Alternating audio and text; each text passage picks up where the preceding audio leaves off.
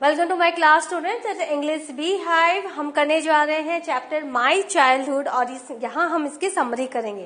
तो यहाँ my childhood का मतलब क्या होता है? मेरा बचपन। किसका बचपन? मेरा या आपका नहीं, बल्कि एक बहुत खास शख्सियत है जिसे हम सब बहुत प्यार करते हैं और ये उनके बचपन की कहानी। और I am very much sure कि इनके बचपन से हम सब बहुत कुछ सीखेंगे और हम बहुत लाइक भी करेंगे इनका बचपन। Let's start. ये देखो, ये किनका बचपन है? ये है एपीजे अब्दुल कलाम का। इनकी बुक है ऑटोबायोग्राफी विंग्स ऑफ फायर और वहां से ये एक्सट्रैक्ट लिया गया है माय चाइल्डहुड। और आपको पता चलेगा कि जो बड़े महान लोग होते हैं उनका बचपन कितना खास होता है और वो बचपन में जो कुछ वो सीखते हैं वो कैसे सारा जीवन वो उसको अमल में लाते हैं और फिर इतने महान व्यक्तित्व उनका बनता है। Let's start. My Childhood is an extract taken from the autobiographical book Wings of Fire by APJ Abdul Kalam, who is one of the greatest scientists of India and also the 11th President of India from 2002 to 2007. तो wings of fire इनकी autobiographical book है, उन्हीं में से ये extract लिया गया है। और कौन है एपीजे अब्दुल कलाम? बोलने की जरूरत नहीं है, वो खुद अपने नाम से उनकी पहचान है। वो इंडिया के ग्रेटेस्ट साइंटिस्ट में एक हैं और 11 प्रेसिडेंट हमारे रह चुके हैं। 2002 टू 2007 उनका ये टेन्योर था, प्रेसिडेंसी टेन्योर था। This extract gives an account of journey from a middle class family in Rameswaram to the president's house. तो ये जो एक्सट्रैक्ट है इसमें क्या है कि उनकी जो जर्नी है वो मैंने आपको पहले भी कहा था कि हम सब के जो एंसेस्टर्स होते हैं हम हमेशा से अमीर नहीं है। हमारी जो शुरुआत है, अगर आप अपनी पीढ़ियों की कहानी को जानेंगे कि हमारी शुरुआत बहुत छोटे मिडिल क्लास बहुत निम्न तरीके से होती है, फिर धीरे धीरे जनरेशन वाइज हम आगे बढ़ते जाते हैं। तो एपीजे अब्दुल कलाम भी मिडिल क्लास फैमिली को बिलोंग करते थे और वो रामेश्वरम में रहते थे और वहां से वो प्रेसिडेंट हाउस कैसे पहुंचे, उनकी जो ये जर्नी है वो कैसे हुई, वो पूरे विंग्स ऑफ फायर में लिखी हुई है। और यहाँ पर हम थोड़ा सा उनके बचपन के बारे में जान रहे हैं। This great scientist and the missile man of India was born in a middle class Muslim family in the island town of Rameswaram, that is in Tamil Nadu. तो तमिलनाडु के मुस्लिम फैमिली में रामेश्वरम में इनका जन्म हुआ था। He had 3 brothers and 1 sister. तो इनके 3 भाई और 1 बहन थी। His father Jainulabdeen was a generous and wise man. इनके जो पिता थे जैनुलाब्दीन वो बहुत ही दयालु थे और बहुत ही बुद्धिमान थे। His mother Ashiyama was a hospitable lady. और उनकी जो मदर थी अशियामा वो बहुत ही हॉस्पिटेबल लेडी थी, सबका बहुत ख्याल रखती थी। They lived in an ancestral house on Mosque Street. और मॉस्क स्ट्रीट में जो कि रामेश्वरम में है वहां के एंसेस्ट्रल हाउस में वो रहा करते थे। His father lived a simple life but provided all necessities to children. इनका जीवन, इनके पिताजी ने बहुत साधारण जीवन जिया लेकिन अपने बच्चों को जीवन की सारी जरूरतें दी, उनकी पूरी की उन्होंने। His parents were neither much educated nor rich. तो उनके जो पेरेंट्स थे मिस्टर अब्दुल कलाम के, उनके पेरेंट्स बहुत ज्यादा एजुकेटेड नहीं थे और बहुत ज्यादा अमीर नहीं थे। Yet were generous and kind. लेकिन वो बहुत दयालु थे और बहुत generous and kind. These are just the synonyms. बहुत ही उदार प्रवृत्ति के थे। Many outsiders ate with the family every day. हर दिन बहुत सारे आउटसाइडर्स उनके यहाँ खाना खाते थे। Kalam inherited the qualities of honesty, self discipline, faith in goodness and deep kindness from his parents. तो आज तो हम एपीजे अब्दुल कलाम की इतनी बातें करते हैं, उनके लाइफ को हम फॉलो करते हैं, तो उन्होंने क्वालिटी सीखी कहाँ से? उन्होंने अपने पेरेंट्स से सीखा। Honesty, self discipline, faith in goodness and deep kindness. जैसे कि ईमानदारी, अपने आप में एक डिसिप्लिन लाना, अच्छाई पर विश्वास और डीप काइंडनेस, बहुत ज्यादा दयालु प्रवृत्ति उन्होंने अपने पेरेंट्स से सीखी। Kalam's family respected all religions. और कलाम जी की जो फैमिली थी मुस्लिम फैमिली होने के बावजूद वो सारे धर्मों का मान करते थे। They took part in the Hindu festivals. जितने भी हिंदू फेस्टिवल्स होते थे वहां वो उसमें शामिल होते थे। His mother and grandmother told stories from the Ramayana and the life of the prophet to the children at bedtime. और उनकी जो माता जी थी, उनकी जो दादी थी, वो क्या करती थी, रामायणा की स्टोरी सुनाती थी, बड़े बड़े साधु संत की स्टोरी उन्हें सुनाया करती थी. कलाम had 3 friends. कलाम के 3 दोस्त थे. कौन? Ramananda Shastri, the son of a high priest. वहां तमिलनाडु के हाई प्रिस्ट के, रामेश्वरम में हाई प्रिस्ट के बेटे थे mister Ramananda Shastri. Then Aravindam and Shiva Prakasam. तो अरविंदम एंड शिव प्रकाशम, ये 3 इनके बहुत ही गहरे मित्र थे बचपन में. ये देखो, ये रामेश्वरम का मंदिर, यहीं पे एपीजे अब्दुल कलाम का जन्म हुआ, इस रामेश्वरम में. Now, they had different religious background. सारे दोस्तों का अलग अलग धर्म था, बैकग्राउंड था, और उनके अलग अलग अपब्रिंगिंग थी. चूंकि हर एक अलग फैमिली को बिलोंग करता था, तो वो अलग अलग तरीके से बड़े हो रहे थे. They never felt any difference among themselves. लेकिन हिंदू मुसलमान होने के बावजूद उनमें आपस में कोई भी डिफरेंस उनको कभी महसूस ही नहीं हुआ. They adopted different professions when they grew up. और जब तीनों बड़े हुए तो तीनों ने अलग अलग प्रोफेशन को ही अडॉप्ट किया. कलाम was only 8 years old when the Second World War broke out in 1939. तो जब सेकेंड वर्ल्ड वॉर ब्रोकआउट हुआ 1939 में, तो कलाम सिर्फ 8 साल के थे. Then there was great demand for tamarind seeds. और उस समय tamarind seeds की बहुत डिमांड बढ़ गई. Abdul used to collect those seeds and sell them in the market. तो अब्दुल क्या करते थे, वो सीड्स कलेक्ट करते थे और उनको मार्केट में बेच दिया करते थे. His cousin Samasuddin distributed newspaper and employed him as a helping hand. और उनके जो कजिन थे समसुद्दीन, वो क्या करते थे, न्यूज़पेपर बेचते थे, न्यूज़पेपर डिस्ट्रीब्यूट करते थे. तो उन्होंने अब्दुल कलाम को अपने साथ हेल्पिंग हैंड के रूप में रख लिया. This way he earned his first wage. और इस तरह से अब एपीजे अब्दुल कलाम को उनकी पहली सैलरी मिली, उनका पहला जो उनका वेतन था वो उनको मिला. He inherited faith in goodness and kindness from his parents. Ramananda Shastri, the son of a high priest of the Rameswaram temple, Arivandam and Shiv Prakashan, they had different religious backgrounds and upbringing. They never felt any difference among themselves. They adopted different professions when they grew up. तो उनके जो जितने भी दोस्त थे, वो तीनों जो दोस्त थे दूसरे प्रोफेशंस को बिलोंग करते थे, लेकिन आपस में उनमें कभी भी भेद नहीं था, बैर भाव नहीं था, और तीनों ही अलग अलग प्रोफेशंस में गए थे.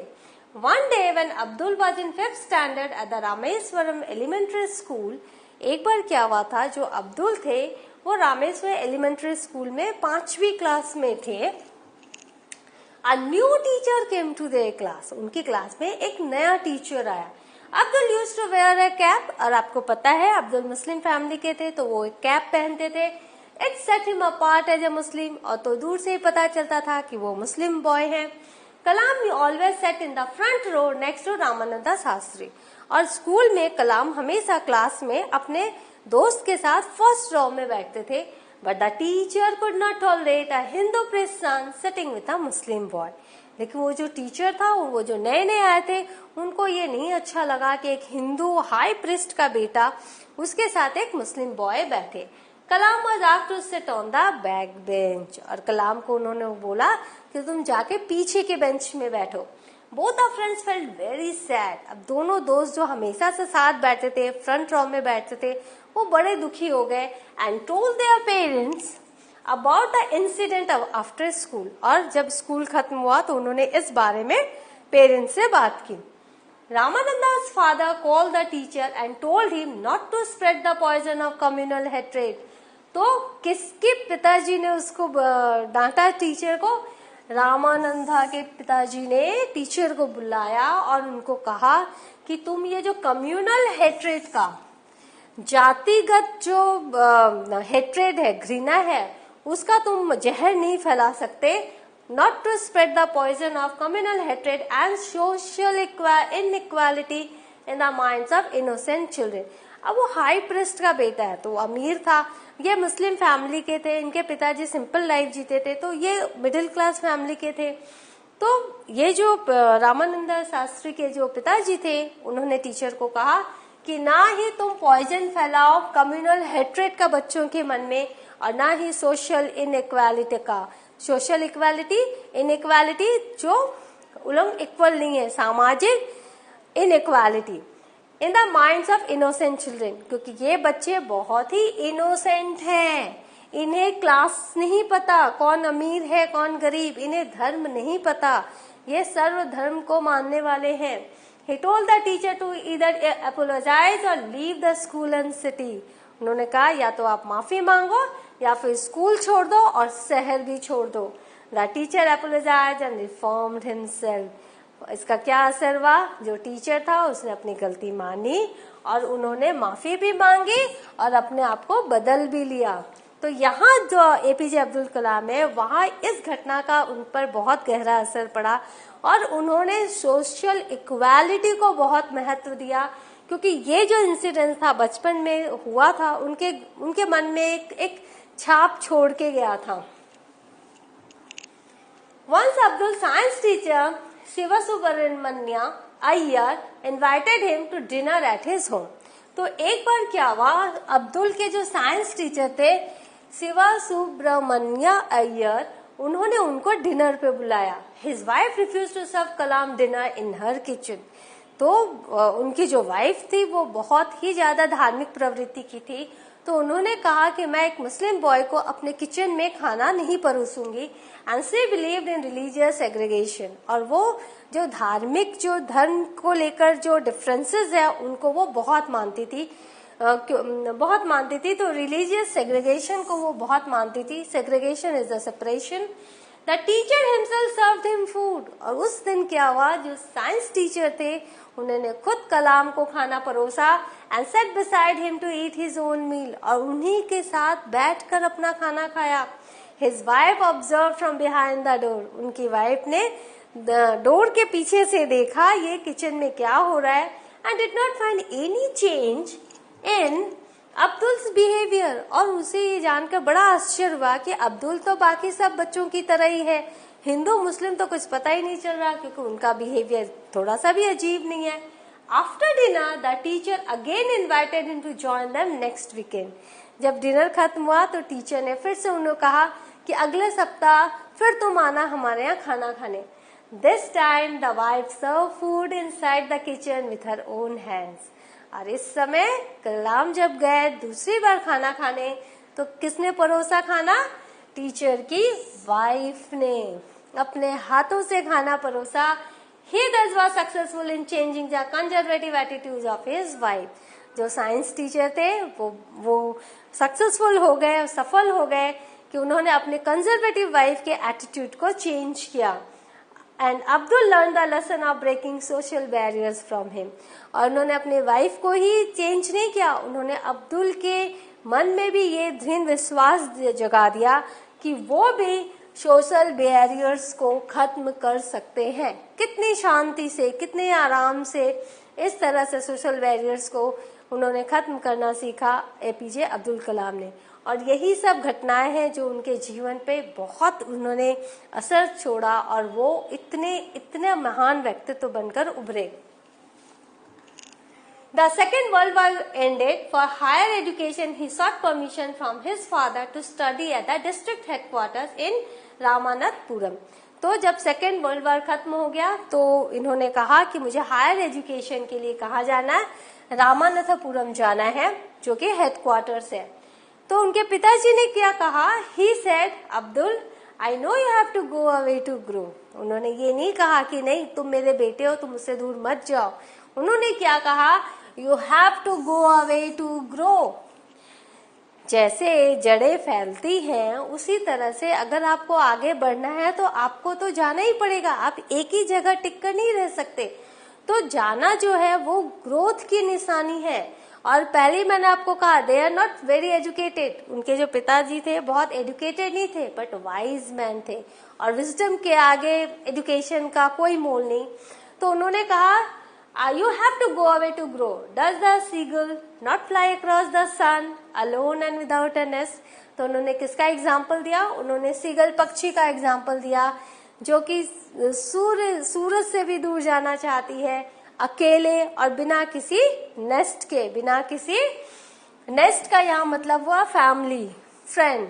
नेस्ट मीन्स जहाँ उसका घोंसला है, घरौंदा है, तो उसके बगैर वो अलोन जाना चाहती है, सूर्य के भी आगे। तो तुम भी एक सीगल हो, तुमको भी दूर जाना है ग्रोथ के लिए। टू हिज हेजिटेंट मदर, लेकिन माँ का दिल नहीं मानता। तो जब माँ ने आपत्ति जताई तो उन्होंने क्या कहा अपनी पत्नी को, खलील गिब्रान की बातों से उन्होंने उनको समझाया, your children are not your children, तुम्हारे बच्चे नहीं है। They are the sons and daughters of life's longing for itself. जीवन जो है खुद को अभी ढूंढ रहा है। तो ये जो बच्चे हैं ये उनके हैं, तुम एक जरिया हो उन बच्चों को धरती पर लाने का। They come through you but not from you, वो तुम्हारे से आए हैं, लेकिन वो हमेशा आपके साथ नहीं रहेंगे। You may give them your love but not your thoughts, तुम उन्हें अपना प्यार दे सकती हो लेकिन अपने विचार उन पर नहीं थोप सकती। You may give them your love but not your thought for they have their own thoughts, क्योंकि ये जो बच्चे हैं इनके अपने विचार हैं और वो अपने विचार के उड़ान से वो आगे बढ़ेंगे और उनको जो ग्रोथ है वो खुद के विचारों से ही वो ग्रोथ पॉसिबल है। हम प्यार दे सकते हैं, हम अपने विचार नहीं दे उन पर थोप सकते। ये उनकी मम्मी है, ये उनके पिताजी हैं और ये इनका ओल्ड होम है, मिस्टर कलाम का एंसेस्ट्रल होम। और ये देखो ये म्यूजियम बन चुका है रामेश्वरम में। एपीजे अब्दुल कलाम का ये घर है और ये म्यूजियम में अब बदल चुका है। तो यहाँ पर टाइमिंग वगैरह भी है, 8 बजे से 7 बजे तक आप जा सकते हो, देख सकते हो। ये इनकी तस्वीर यहाँ पर लगाई हुई है और ये उनका घर है, हाउस ऑफ कलाम। सो आपने क्या सीखा? What have you learn? You have learn what is it, how was the childhood memories of APJ Abdul Kalam. कैसे वो थे, बचपन उनका कैसा था। और तो कुछ एक बातें हैं, आप विंग्स ऑफ फायर पूरा पढ़िए और आपको पूरी जानकारी मिस्टर कलाम के बारे में जानने को मिलेगी। तो in the next session I will do the question answer of this chapter. Till then have a good revision of this summary and please read the chapter because आपको एक्सट्रैक्ट बेस्ड क्वेश्चन करने रहेंगे। I'll meet you in the next session. Thank you.